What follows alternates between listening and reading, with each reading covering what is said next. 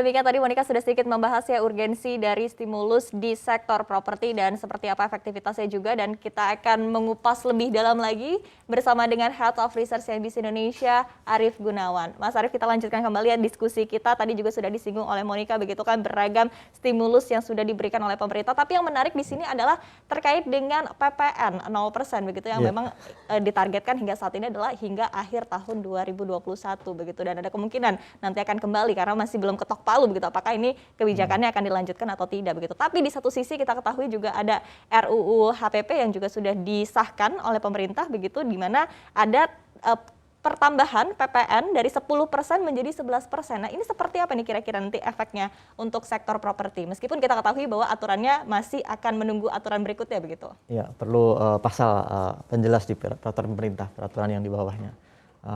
Kalau misalnya itu diberlakukan, maka otomatis saya pikir properti juga masuk di dalamnya. Karena PPN ini kan berlaku umum. PPN 10% untuk makan minuman misalnya, untuk barang-barang retail, termasuk properti juga nanti akan kena. Jadi yang tadinya kita bayar properti dengan PPN 10%, ketika peraturan itu diberlakukan, maka otomatis berubah jadi 11%. Makanya justru saat ini ketika pemerintah menyatakan PPN ditanggung pemerintah, dan itu sudah confirm mereka akan memperpanjangnya sampai nanti Desember 2022. Ini menjadi peluang kebangkitan properti. Kenapa? Masyarakat atau konsumen yang mereka sudah menunggu atau menahan dirinya untuk tidak belanja properti, tidak beli properti, otomatis melihat ketika saya nanti melakukan pembelian lepas tahun 2022, 2023 misalnya atau 2024, otomatis PPN-nya makin tinggi. 1% untuk angka 1 miliar sangat lumayan misalnya.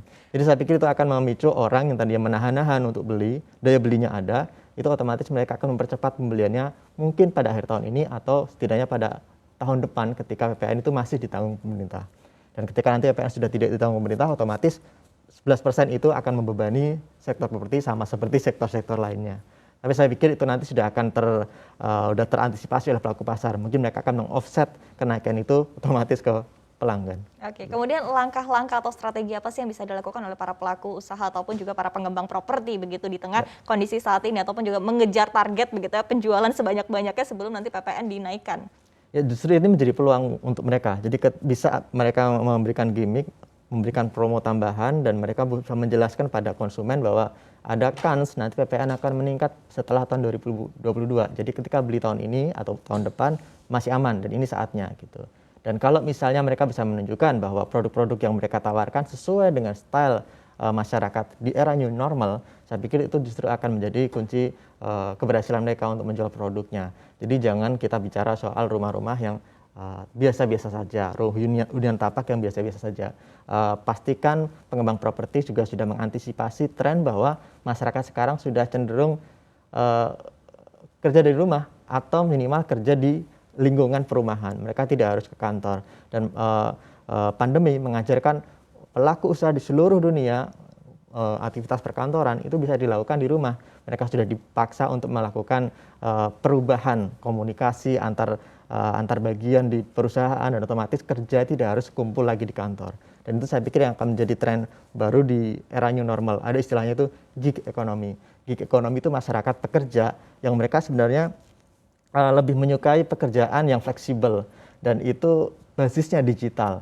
Jadi kalau kita bicara startup, kita bicara soal fintech, ya yang menggerakkan ini masyarakat gig economy. Mereka mungkin bukan pekerja tetap, tetapi bayarannya lumayan tinggi karena ini berkait dengan industri digital yang lagi booming.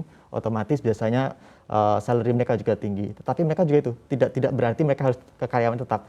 Intensitas perpindahannya bisa jadi lebih tinggi, tetapi mereka membutuhkan hunian yang lebih mendukung pola hidup mereka. Jadi biasanya ada kebutuhan hunian yang terintegrasi dengan kantor misalnya, istilahnya apa tuh, SOHO. Nah itu saya pikir yang akan menjadi booming. Di sisi lain juga masyarakat membutuhkan mungkin working space, co-working space. Jadi itu juga harus mungkin dipertimbangkan oleh pengembang properti.